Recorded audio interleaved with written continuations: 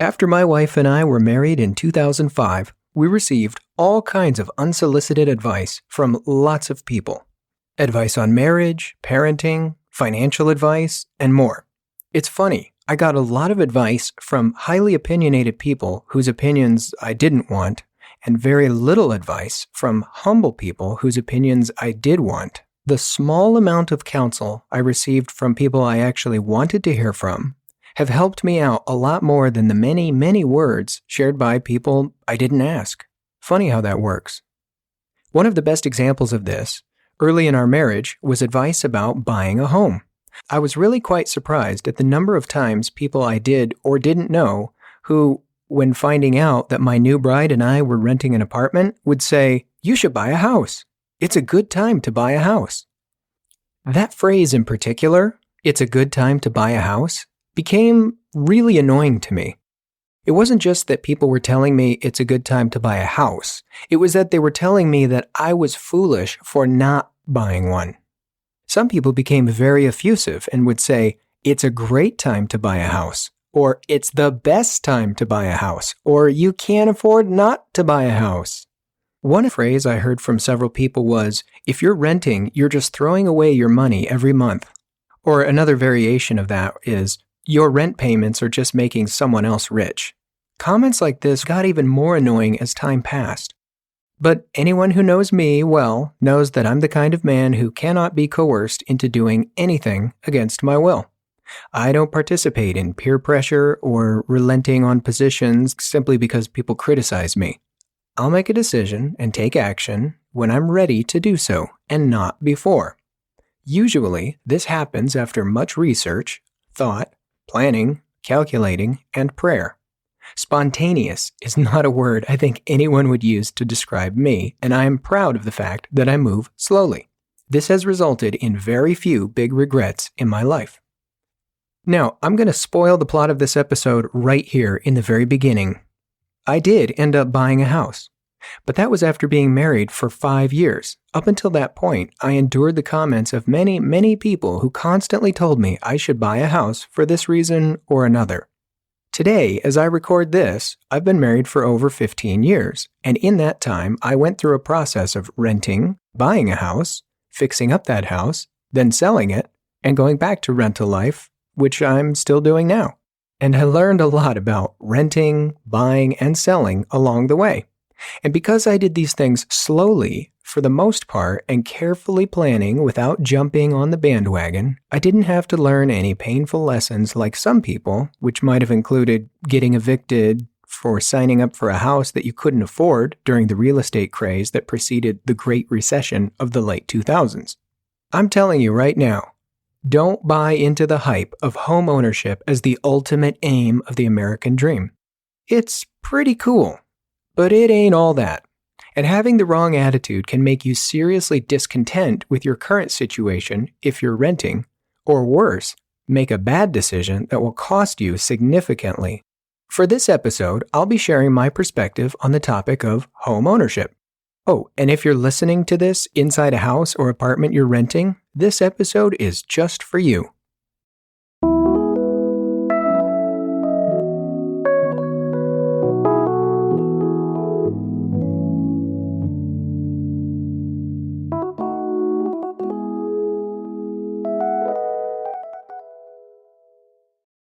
Something I discovered quite early on after I got married is that people would use phrases like, "It's a good time to buy a home," in the sense that the real estate market was in an ideal condition to purchase a house. That's all that phrase really meant. But as a newlywed couple with one income and a quickly growing family of small children, a conclusion I came to in response to that was, it may be a good time to buy a home, but it's not a good time for me to buy a home. I'm glad I had the foresight to draw a distinction between the two. Just because there's a good market for something doesn't mean that it's the right time for you or me or any specific person to participate in whatever that market is. As I mentioned earlier, you might recall that there were millions of people in the United States who were purchasing homes because it was, quote, "a good time to buy a home," close quote, until it all came crashing down. Many of the people who were buying homes in the late 2000s couldn't actually afford the homes they were buying.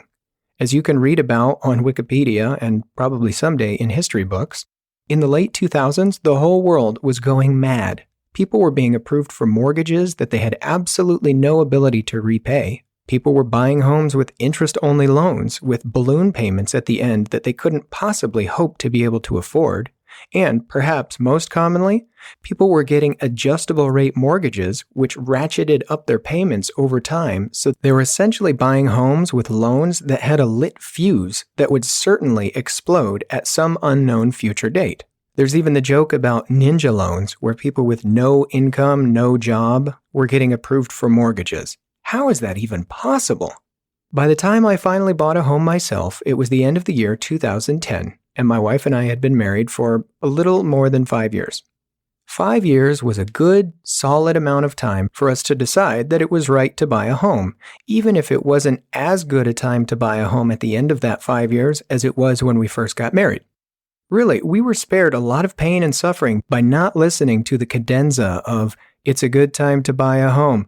Don't throw away your money in rent every month. Don't make someone else rich by renting from them." By not purchasing a home too early in our marriage, we were able to avoid the real estate crisis and the Great Recession. By the time we actually bought a home, we could afford it. We never lost our house, and we never signed up for a ridiculous mortgage that we couldn't afford. That was a valuable lesson that I didn't have to learn the hard way. That's in contrast to a friend of mine who had one of the nicest homes I had ever been in. I went to a couple parties at his house, and I was insanely jealous of his big, beautiful home.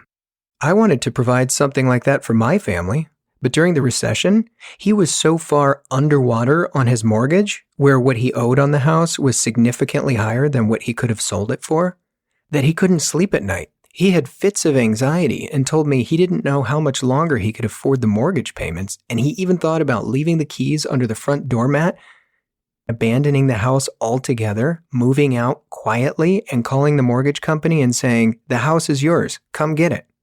Boy, was I glad I didn't have to worry about things like that. Now, before I go further, I want to clarify.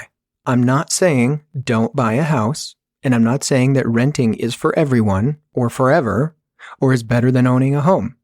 I am saying people need to be careful. Homeownership is not for everyone, or at least not for everyone at all times. One of the most surprising things that you'll learn as a new homeowner is just how expensive everything is.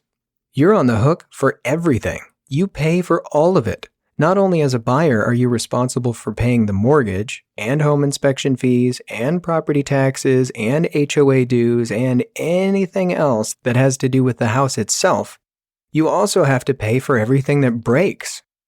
As a renter, especially if you've only lived in townhomes or apartments, you might not be able to fully comprehend exactly what that means.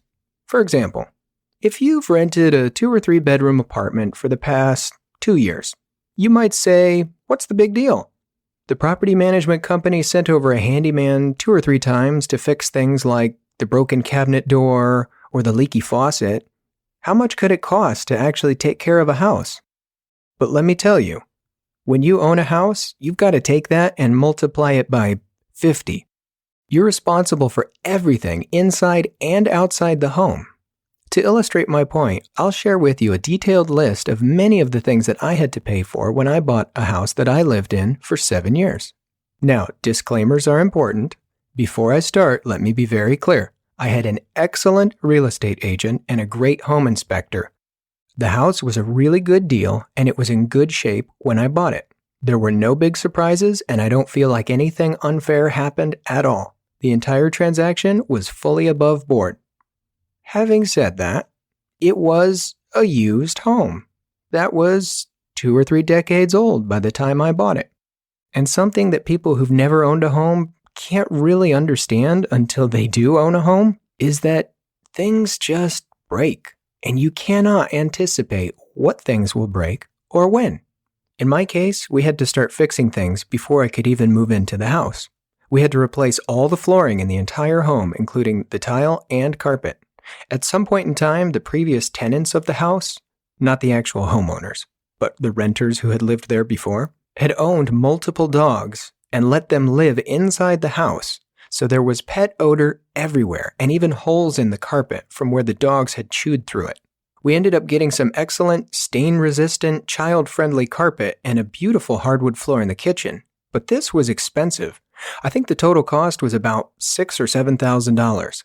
Fortunately, I didn't have to pay for that out of pocket because the seller did as part of our negotiation. Because of that pet damage, though, it wasn't enough to simply lay down new flooring. We also had to have a disaster restoration company come and spray down some special pet-proof odor barrier, which never completely worked, by the way. The cost for that was about $250. Also, there was a tree leaning over the house that had to be chopped down. My insurance company told me they wouldn't insure the home at all unless I had it removed due to the chance of it falling onto the roof and destroying the house. So again, I didn't have to pay for this out of pocket, but I think it was something like $500 or $600 to get that tree removed.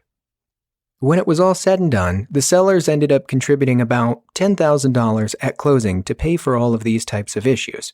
Obviously, I'm very happy they did, since it didn't cost me, but it does go to show you that you can spend a whole heck of a lot of money on a house before you even move into it, and then start to deal with the actual cost of daily life in a home that you own. After we moved into the house, and over the next 7 years, here's a partial list of the things that we replaced or repaired. We had to replace the roof due to hail damage. Fortunately, this was covered in our insurance, so my out-of-pocket cost was minimal, something like $500 to $1,000. But still, an unexpected $1,000? That kind of sucks. Right after I purchased the house, literally, right after I purchased it, the day after, and I hadn't even moved in yet, the furnace died. I was deathly afraid that I would have to replace the furnace in the dead of winter before we could even move into the house. Fortunately, it was a relatively quick fix. Something about the igniter went bad, and I only had to pay about $250 to get it back up and running. But just 2 or 3 years later, we had to replace it with a brand new one. The cost? Around $5,000. The same thing happened with the water heater. Before we bought the house, the home inspector gave it a thumbs up and said, "It's not an especially good brand, but it looks like it's in good shape." And I have no reason to doubt that that was true. But lo and behold, about 4 years in, one day I came home from work and saw rusty water bubbling out of the water heater all over the floor. I called a plumber and got a quote on replacing it, and it was a lot more than I could afford, something like $2,000 or $3,000 or $4,000. So I ended up replacing it myself. But still, it cost maybe $1,000 and took time out of my schedule that I wasn't planning on to do something that I didn't want to do, and I had to pay for it, and it was unexpected. At one point, we replaced every single window in the house because the old ones were really crappy and let cold air and moisture in. The total cost of that was about $7,000. I had to run new wiring through the walls and ceilings because I needed high-speed internet and I worked from home, and the house was so old that it only had telephone lines. It didn't cost a whole lot, but it took many hours trying to retrofit an existing house with cabling that was invented long after the home was built. One of the saddest things that happened is that one of the most attractive features of the house when I bought it was the little grove of aspen trees in the front yard. It was really quite beautiful. The trees were gorgeous and green in the summertime, and then they turned yellow and red in the fall. It was one of my wife's favorite features of the house as well. Unfortunately, what I learned is that aspen trees have a relatively short lifespan, and they're all connected to each other.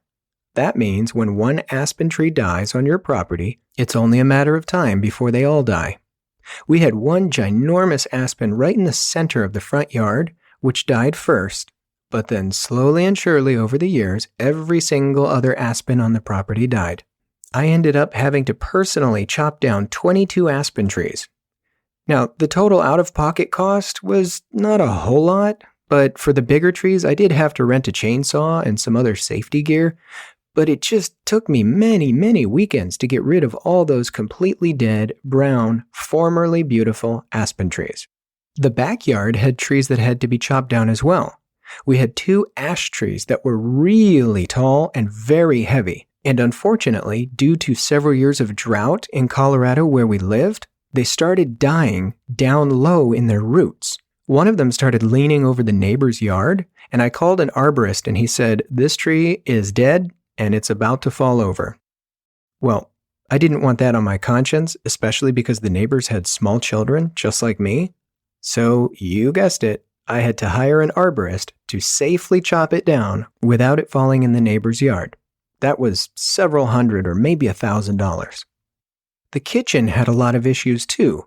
Since the home was built in the 1970s, it was filled with crappy builder-grade appliances and fixtures and cabinets and things like that. One of the strangest aspects of the house was that the drawers in the kitchen had wood on the front, but the part of the drawer that you pull out was actually made of plastic. And all that plastic gave way at the same time, rendering the kitchen almost completely useless, with just about every single drawer falling into pieces, unable to be used. So for several weeks, we had to stack dishes and silverware on top of the counter while I figured out a way to either replace all of our cabinets for thousands of dollars or find some way to fix them. Fortunately, I found a friend who was willing to rebuild them all out of melamine, and he did it at a significant discount. But again, it was several $100s, and it was very frustrating to not be able to use the kitchen. All of our kitchen appliances eventually gave out. The fridge, the oven, the microwave. Our microwave died 2 separate times, and after having the appliance repair guy come and fix it twice, and it broke again, I gave up and said, there's no way we're repairing this a third time. We threw it away and we bought another one. Our dishwasher started leaking and we tried to get it repaired, but the repair guy said they don't even make this model anymore. I can't repair it. You can't get parts for it. So we had to replace the dishwasher. Even really small, weird things started breaking. Our mailbox out front fell over one day because the wood had started rotting and some kid riding on their bike accidentally knocked it over. Was that an expensive fix? Well, not really, but once again, I had to rent some equipment to try and fix it, and while I was replacing the post, I might as well replace the mailbox itself. So here we were, $150 later, and a mailbox isn't something that you can just ignore either. You can't really live without it. The post office will not deliver your mail if you don't have a mailbox.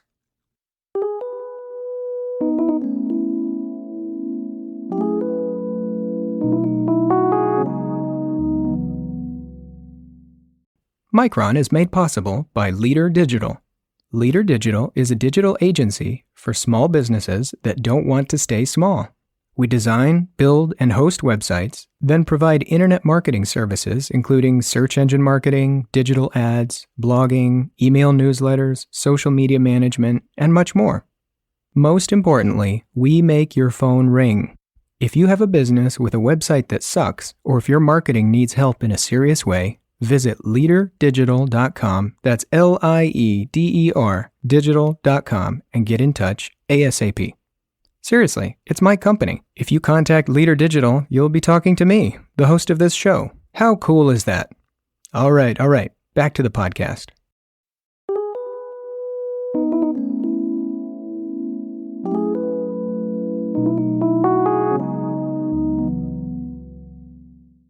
One of the most concerning things that happened while we lived in that house is that there had apparently been a slow leak under the shower in the master bathroom. So one day, the squishy floor eventually gave way and we found a big, moldy, mushy mess that was something we couldn't ignore. We had to hire a contractor to come in and rip out every single thing from the bathroom. The tub, the toilet, the shower, the cabinet, the flooring, all of it.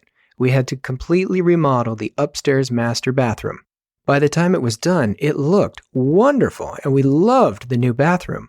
But even at the highly discounted rate that this friend of a friend gave us, it still cost about $4,000, and it was very intrusive having people for 2 or 3 weeks coming in our house and kicking up dust, and we had to endure loud construction noises with a house full of kids, and I was working from home. It was a tremendous hassle, and it felt like our privacy was being invaded.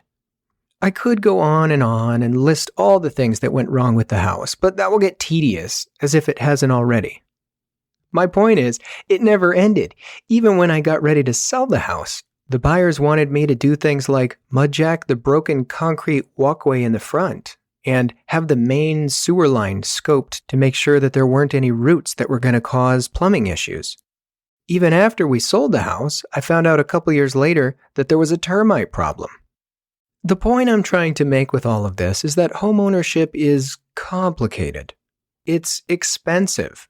When you buy something like an existing home, there's just no possible way to know everything that could go wrong with it. It takes time living inside the home in order to uncover the various problems or challenges. When it was all said and done, I sold my house and walked away with about $30,000 in my hand. That made me smile. However, I had spent almost $20,000 fixing up the place, improving it, and repairing all the things that had broken over that 7-year period. So if you look at it that way, in my particular case, with the particular real estate market that I had bought and sold into, was it worth spending $20,000 to get $30,000 after 7 years? Maybe, but there are probably other investments I could have put my money in that would have performed much better. There were some other financial issues that turned out to be a challenge in ways that perhaps nobody could have expected. Due to the recession and the real estate market, we were able to take advantage of a first-time homebuyer tax credit that had recently been passed by the federal government. In order to qualify for up to $8,500 in free money, all we had to do was buy a house and live in it for 2 years. Now that sounded fantastic on paper, and I looked at that as a way to justify all the time and effort and cost of buying a house. And I was right. Except that it took the government more than 9 months to finally mail that check. So for the better part of a year, I was waiting on that check, paying a lot of costs out of pocket, hoping that I would be reimbursed someday, but wondering when that would be. Which begs the question, if I had known that I could get $8,500, but it would take me over 9 months living in the house before I got it, would I still go through with it?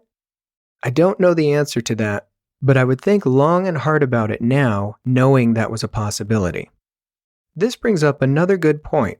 There's a really important term in real estate you might be familiar with, which is house rich, cash poor. This is real, and this is very serious. Sometimes people like to talk about homeownership as though you're buying a treasure chest with gold inside.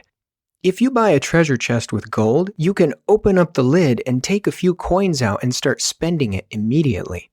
But when you're buying a house, there is an inherent value in what you're buying, but it's not liquid. It's very hard to spend it. For example, let's ignore things like inflation and interest and tax rates and things like that. Let's just say you buy a house for $100,000 and you pay it off in 30 years and you sell it for $1 million. You have just literally made $900,000 profit in 30 years. That sounds pretty incredible, right? But bear with me. Here's the problem. You don't get to realize that gain of $900,000 until you actually sell the darn thing. Home equity, quote unquote, means almost nothing in terms of purchasing power, or in the case of an emergency. I saw this firsthand. When I went to sell my house, I had to spend several $1,000s just to get the house up to a sellable state. This is exactly the same thing that the people that I bought the house from had done for me. But unlike the retired couple that owned multiple homes and lived in Florida, and the house that I bought from them just happened to be one of many they owned, I didn't have several $1,000s just sitting in a bank account set aside to pay for things like fence repair, mud jacking, landscaping, and drywall repairs. So the point is, even though I had quote-unquote equity in my house, I couldn't spend any of it. And it wasn't an option for me to get a second mortgage or a home equity loan or a home equity line of credit. I had two options. Either I could refinance the house and take some cash out right before I sold it, or get an unsecured short-term loan from a third-party lender at a very high interest rate to give me enough money to fix up the house so that I could sell it to pay back what I had borrowed to fix it up to sell it. It was really frustrating. If I have to pay $10,000 in liabilities, even if I have $100,000 in equity in my house, I have to sell my house in order to get the equity out of it. It's a total chicken-egg situation that can be very frustrating. After I sold my house, I went right back to renting. One thing that the people who rent have that the homeowners can't do by the very nature of their living arrangement is that renters get to decide every year whether they want to keep living there or not. Homeowners are stuck. and that can be really important depending on your stage in life. When my wife and I first got married, if we had bought a house in our first year of marriage, it would not have been a very nice home, and we probably would not want to live in it for very long, for a couple of reasons. Number one, I was at my lowest earning potential of my entire adult life at that stage. I had just started. My income was as low as it was ever going to be. So whatever home that I would be able to afford for that first year, I would probably look back 2 or 3 years later and say, wow, I bought this way too soon. I should have waited until I could afford a slightly nicer home. Number two, my wife and I, when we got married, moved in together for the very first time. We had to decide which side of town we wanted to live on, and that was actually a really hard decision. She was moving away from her parents for the very first time in her life, and I had only ever lived with other teenage guys who didn't care what side of town they lived on. On top of that, we were still getting to know each other and discovering our own sense of style and taste and desires. So how could we have possibly made a long-term choice, such as where to buy a house when we were just barely getting started in our lives together? Number three, as it turned out, our family grew very quickly. We had 5 kids in 6 years. So our need for more square footage kept increasing almost exponentially. If we had only purchased a small 2-bedroom home with no yard in the beginning because our family was small and we didn't really need more square footage and that's all we could have afforded at the time, we would have outgrown that in just 2 or 3 years. So it turned out that it worked very well that in the beginning we rented on a 1-year lease a 1-bedroom apartment on the south side of town. That's really all we could afford for that first year, and it worked just fine. But when it came time to renew our lease, I found a better apartment complex with an extra bedroom on a much nicer part of town for just slightly more money. This happened the next time we moved. We moved up from a 2-bedroom apartment on the west side of town to a 3-bedroom townhome on the northeast side of town. Then, finally, we purchased a 4-bedroom home that we owned in a nice neighborhood in the central part of town. So this 1 year at a time stepping stone kind of way of slowly increasing our living quarters and our square footage was a great choice for us. It was a much better choice for us to rent a couple of times and slowly start to understand what it was that we would need and value in a home when we purchased one. The gradual step up in square footage and rooms and nicer parts of town was made possible by the fact that we were renting on an annual lease, and as my income continued to rise every year, we were able to take the next step. On that same note of flexibility, one thing many people don't tell you about is when you own a home, when it's time for you to leave that home, you gotta sell it. And selling can be an incredible hassle. If you're the type of person who doesn't like strangers coming into your house, walking around each room, judging you and your lifestyle and invading your private space, you're going to hate selling your home. For my wife and I, by the time we were ready to sell our home, we were so burnt out and so emotionally spent on being homeowners, the thought of people coming into our house and us having to be prepared to leave with short notice for open houses and walkthroughs was almost unbearable. Fortunately, in our case, our real estate agent happened to have a buyer that wanted our house. So he acted as a simple transaction broker between the two parties, and we only ever had one showing on the house with that family. They liked it. They decided to buy it, and we paid the real estate agent a smaller than normal commission. The house never even hit the MLS, and we didn't even put a sign in the yard. I'm glad that worked out in our case, but as far as I know, that's a very rare occurrence. In the end, I'm glad I was able to purchase a house that my family could live in and call home. Heck, 2 of my 5 kids were born in that house. That is a super cool memory. Owning my own home definitely had its perks. I'm not saying that homeownership is bad or that you shouldn't pursue it. In fact, as I record this episode, I'm looking into becoming a homeowner again, perhaps next year or the following year. But I will be just as sober this time as I was the first time when I initially thought about buying a home, and I will go just as slowly as I did before throughout the process. And this time around, I have a heck of a lot more knowledge about what to expect and what could possibly go wrong. If a home isn't in your immediate future and you're feeling bad about that, don't. Renting is a perfectly acceptable option that I recommend, and there's nothing wrong with it. If you can become a homeowner someday, go for it, but be prepared. There's a reason why there are likely many, many rental homes on the market in your town. Owning your own home can be rewarding, but it's also a tremendous amount of work. It's up to you to decide whether it's worth it or not for you. Thanks for listening.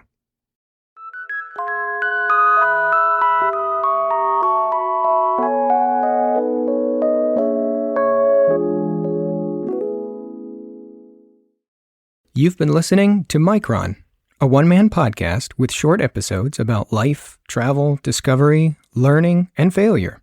This podcast is a work in progress and, hopefully, like wine, will improve over time. It's recorded here in my office located in the scorching heat of the Sonoran Desert in Arizona.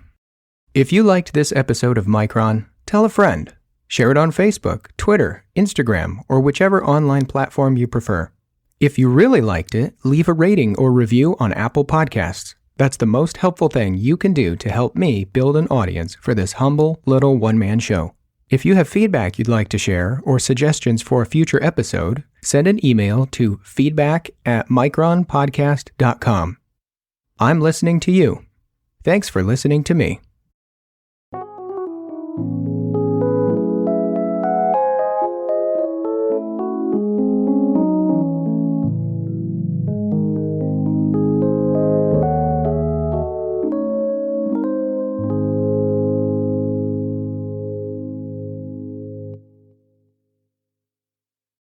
To view photographs, read episode transcripts, or find resources mentioned in the show, visit micronpodcast.com. Thanks for listening to Micron.